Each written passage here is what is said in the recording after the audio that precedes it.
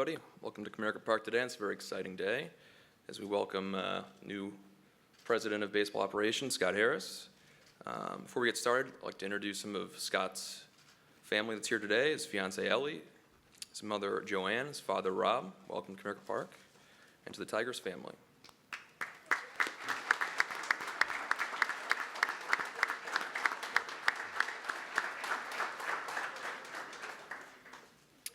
Also with us today are executives and colleagues from across the organization to share in this really exciting day. On the dais, we have Tigers Chairman and CEO Christopher Ilitch, President of Baseball Operations Scott Harris, and President and CEO of Ilitch Sports Entertainment Chris McGowan. With that, we'll turn it over to Chris and Scott for some opening remarks. Well, thank you, Ben. Well, thank you all for being here today. An exciting day as we welcome Scott Harris as our new President of Baseball Operations, leading us into a new era of Detroit Tiger baseball. Scott comes to us with an impressive background.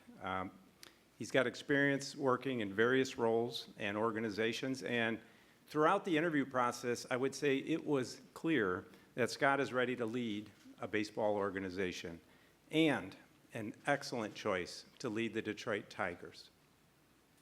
His innovative approach and his passion for winning are traits that I think Tiger fans are going to grow to really love, and I believe will translate into winning baseball here in Detroit. I'd like to take a moment to thank several of my colleagues who assisted in this very important and thorough search process. Chris McGowan, who's here seated with me today, Ryan Gustafson, and A.J. Hinch all played central roles. Ryan Garko and Scott Bream made key contributions on the front end of our process. Keith Bradford, Steve Eiserman, and Dave Scrivano each participated. And Sam Menzen, Jay Sartori were helpful towards the end. It took around-the-clock effort, hundreds of conversations with people outside of our organization to ensure that our search was comprehensive, to ensure that not only comprehensive, but we found the very best person to lead our baseball organization.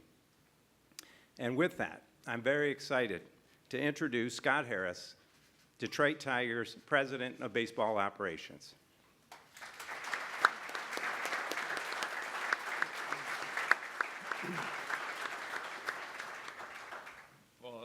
Thank you, everyone, for being here. It means a lot to me.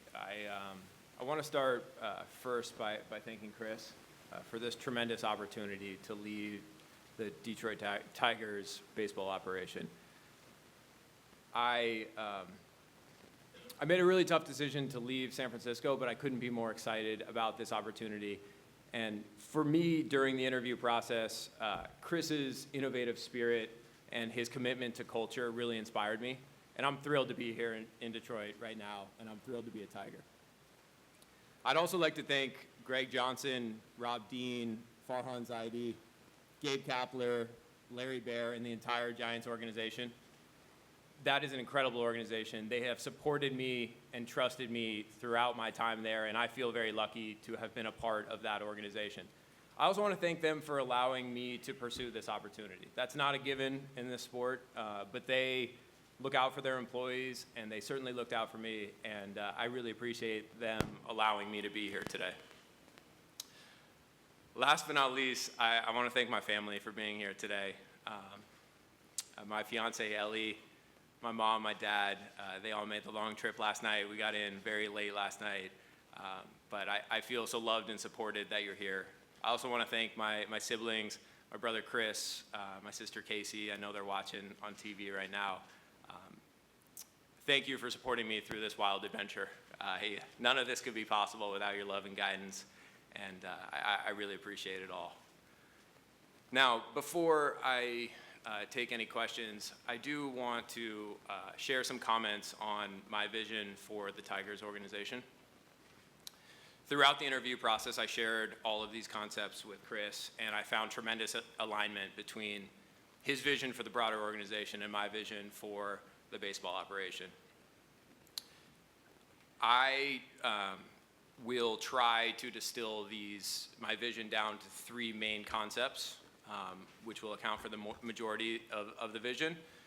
And I'll start with, one, we need to acquire, develop, and retain young players. It's not a unique strategy. Most organizations in baseball are trying to do that, but it's exceptionally important for us, and we need to absolutely lean into that over the next few years. The second thing is the best organizations in baseball right now are not only acquiring that talent, they're getting the absolute most out of that talent when they get into the organization. For me, we need to create a culture of development here. You'll hear me talk about this a lot. I believe everything can change and improve. My evaluations can improve. Our in-game strategy can always improve. Our roster construction can always improve. Our development can always improve. Our decision-making can always improve. But so can the players, too, at all levels of the organization. When I think of Detroit, I think of trying to create an environment that inspires players to want to get better and to put in all the work that they can to get better. It also means creating an environment around those players, support staff, technology, coaching, development environments that inspire these players to get better. So when I think of the Tigers of the next few years, I think of free agents who may look to go to various different places across our great game. When they think of Detroit, I want them to think of an environment where they are confident they can come and get better. They can perform at a higher level, they can lengthen their careers. They know that they're going to be surrounded by people in this organization that are going to get the absolute most out of them. I also think that applies to young players. If we have a young player coming through the system, when he finally gets that call to come to Detroit for his Major League debut, I don't want him to take a breath. I don't want him to feel like he's made it. I want him to be excited about the next level of development. When he comes in here and walks into the clubhouse, I want him to know that AJ and his staff are going to know everything about him. They're going to know how to support him. They're going to know how to prepare him from the game. They're going to know how to prepare him for the adjustments that the league is already making back to him. That's going to be really important if we're going to build the type of organization that we want to build here. That culture of development has to permeate all levels of our organization, and it has to inspire everyone on and off the field to just find a way to get a little bit better than they were yesterday. And the last point that is integral to my vision for this organization is I believe that the strike zone disproportionately influences just about everything you see on the baseball field. It dictates pitch counts. It dictates count leverage. It dictates length of inning. Dictates the load you're putting on the pitcher's body and how many pitchers you're going to have to use throughout a series. It also dictates the quality of contact that you're giving up and how much contact you're giving up, which therefore influences the quality of defense that you can build and execute behind the pitcher. It touches essentially every part of our game, so we're going to start there. We're going to start with the strike zone.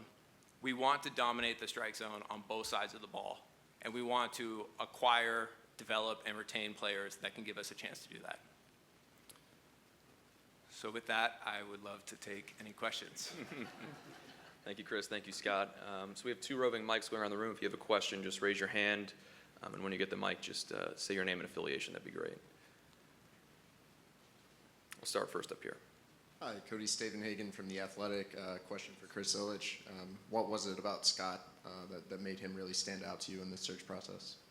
Oh, boy, there was a lot. I would start off with he had a very, very clear vision and plan. I think you just heard that. And through the interview process, he not only laid out the vision and the plan, but how he would execute that plan in tremendous detail. I would also say his approach is progressive and forward-looking on how to win in today's league. And the other thing I would say is his ability to take data and blend data and technology throughout the organization to help us achieve his vision and execute his plan was very impressive. Beyond that, I found him to be very intelligent, very humble, very low-key, and he has a tremendous drive to innovate, and that's something you don't always see with folks in the industry. And I was very impressed by his commitment to innovation, as well as his thinking and understanding how important culture is to shape and make sure that the organization is positioned to execute at a high level. So, I mean, I could go on. There were a lot of things that I really liked about Scott through the interview process. But I think those are, I guess the most important one, he's very competitive and he's driven to win a World Series. You know, as simple as that may seem, not everybody is as aggressive in their thinking and commitment to want to be the best and to win a World Series championship. And I found Scott and I were very aligned in that respect. So those are some of the main things that I saw through the interview process that were very impressive. Thank you. Next we'll go to the back left. Brad Galley, WXYZ, Detroit, for Chris Illich and for Scott. The timeline doesn't seem accidental, Chris, in bringing somebody in where there's still baseball being played. How important was that for you to have somebody here, to have Scott now to see what is in the Major League uniform here? And Scott, what have you seen so far, and what does the timing mean for you? Yeah, so from the time I met with many of you last, we got busy right away on this search process, and it's been a very intensive process. I'm very happy with the timeline and the way it's worked out, because I think we have now the ability to have Scott join our organization, get to know a lot of the people within the organization, still have time this season to make some determinations, you know, from a front office and personnel standpoint, and really throughout our whole system. This is the time of year where there's a lot of change in the industry at all levels of baseball operations, and he'll get to participate and lead that for our organization. So I feel really good about that. He'll have an opportunity to evaluate where we're at from a major league standpoint, and any of our needs as we, you know, start to head into the off season here before long. So I'm very pleased with the timeline and how it, you know, all worked out, and I'm sure Scott has additional thoughts on how it impacts his ability to carry forward. It's challenging to start now. It's challenging to transition from an organization that you poured your heart and soul into and take on a new challenge. I can illustrate that challenge by sharing that I was watching the Erie-Richmond AA game on Sunday. Erie is the AA team here. Richmond is the AA team for the Giants, and I was really wondering who I should be rooting for. I was checking the box scores regularly and trying to watch as much as I could, but it highlights how difficult it is to make these types of transitions. But with challenges come huge opportunity. The opportunity to get in here now while the season is still going on and to meet with players and coaches and staff and development folks and analysts is a huge opportunity to get a head start on the off season, and I intend to treat it that way. I intend to try to do as much listening as possible to all of the people here who have been here for a long time. One thing you realize in this sport is you never know players as well as you do when they're in your organization. And so I'm going to reserve judgment on all players and all staff in this organization because I just don't know them as well as the people in this organization. So I'm going to try to do a lot of listening. I'm going to try to meet with as many people as possible and assess strengths, weaknesses, and then areas of improvement. Okay, thanks. Next we'll go to the middle here. Evan Petzel from the Detroit Free Press. Question for Scott. Just, you know, when you were going through this process, what was it like from your perspective, and also what was the interview process like? Again, it's challenging going through these processes because each one of these jobs is all-consuming, and you feel like you're doing two of them at the same time. So again, I want to thank the Giants for allowing me to do this and supporting me through the process. Chris and his entire staff made it as easy as it possibly could be. They were so accommodating at every turn, even offering opportunities to choose the date I wanted to come to Detroit to fit around my schedule. They were so respectful of the other obligations that you have when you're already the GM of another team. So it was challenging, it was anxiety-inducing, but I wouldn't be here if I wasn't bullish on this opportunity and what we could build here in Detroit. Okay, next we'll go over here on the right. Bob Winowski for the Detroit News, and kind of the same question for each of you, Scott and Chris, is it sounds like it was hard to leave San Francisco where you'd been. What was the allure that brought you here? And for Chris, was it difficult to convince him to come? And how did you convince him? You want to go first? Okay, I'll go first. Yes, it was difficult. I've been blessed throughout my career with tremendous opportunity in this game. I don't take it for granted. But when this opportunity came, I was immediately interested in it. I was interested in what they were building here. I was interested in the players they have here. I was interested in the staff that they have here. But when I got to Detroit and when I started walking around with Chris and seeing all that Detroit has to offer, it just felt different for me than any other opportunity that I had in the past. The combination of a exceptionally passionate fan base, tremendous resources in the division, a head start on some of the things that they're building under the hood that were so inspiring to me, and tremendous ownership and business side support. It felt different. That combo felt different than anything I had experienced, and when it came time to make a decision, it was just something that was too good to pass on. Yeah, so I would say it's, to go out and to secure and attract top talent, a top talent like Scott in this industry is very, very challenging. It's very difficult. It's a very competitive league, and everybody is looking for the best executive leadership, and Scott is widely regarded as a bright, rising star in the baseball industry. And so you add on top of that, he's born and raised in San Francisco. His parents live there. He's a sitting general manager of the Giants. He's got a pretty good situation. It was quite a challenge. Now I'm happy. He's only worked in National League teams, so I think we got a really good chance for his family to love the Tigers. We're American League, right? It's his new team. But seriously, we looked at it as though it were a recruitment as much as it was an interview, because Scott has been very successful in his career, and I'm excited that he saw the same opportunity that we saw, is this being a great place for him to lead a baseball organization at this point of his career. Okay, next we'll go to the back left. Hey, Scott Jeff Rieger from 97.1 The Ticket back here. How you doing? Just curious, you talked about the rabid fan base. What's your message to the fans? Is it a message of patience, that this thing might take a little bit to get back going, or would you say it's maybe a message of, hey, we can be competitive a heck of a lot quicker than people think?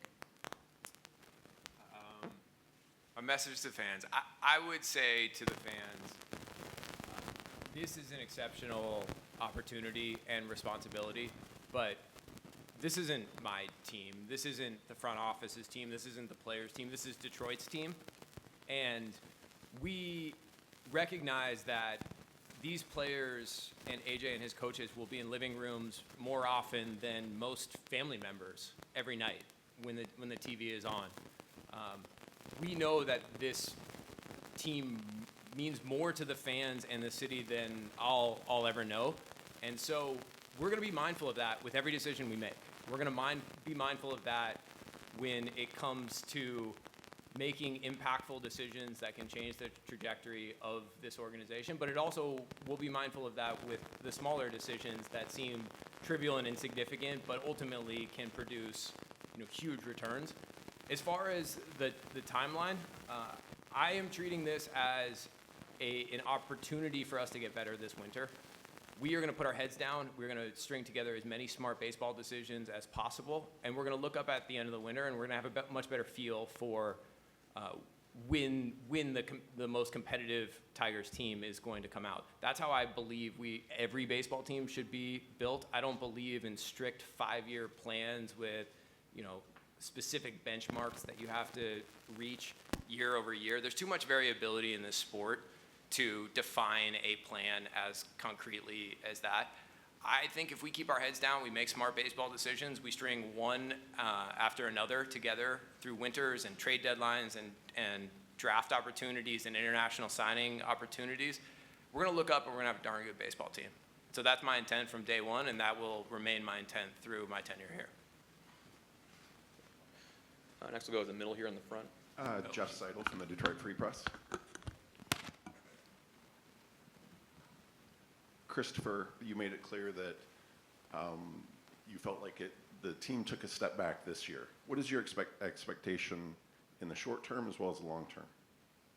Well, in the short term, I want us to regain our momentum. We had great momentum. You know, you go back a couple years, even last season, you know, as an organization, as a major league team on the field, we saw improvement and we saw momentum. And the intent would be to regain that momentum in some form and keep building, as Scott just outlined. And ultimately, we want to see winning baseball in Detroit. We want to qualify for the playoffs, and ultimately, we want to win a world championship. I mean, we've been very clear. I've been very clear. That's the objective. But for now, let's see if we can't, you know, regain some of that momentum and fashion a better Tigers team, you know, next season and this season, and build from there. Okay, next will be in the middle on the right here. Yeah, Tony Paul, Detroit News over here.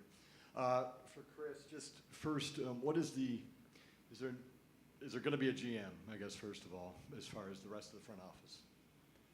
Yeah, so Scott will certainly have the freedom to name a GM as he sees fit. He and I have discussed that.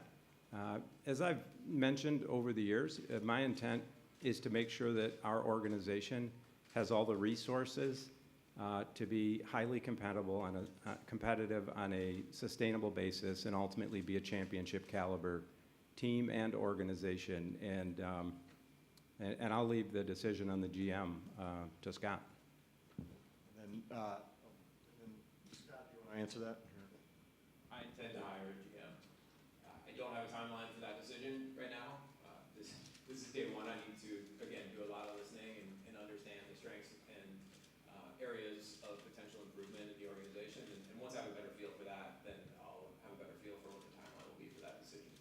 And then just really quick from you, do you walk into this looking at this as a rebuild, or is it too early to even say that? Again, similar to my answer in the previous question, I view it as an opportunity to build processes and make smart baseball decisions.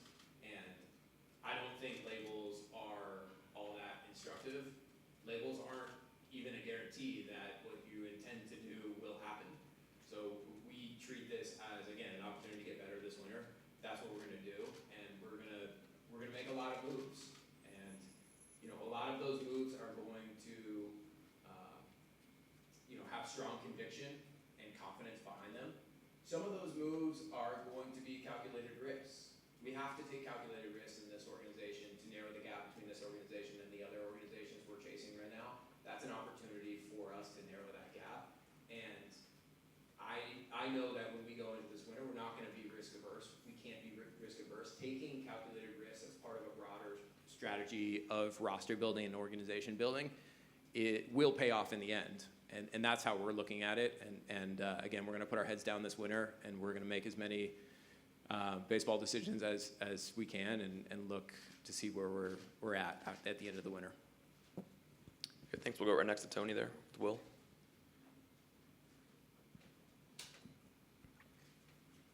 Hi, Will Birchfield from 97.1.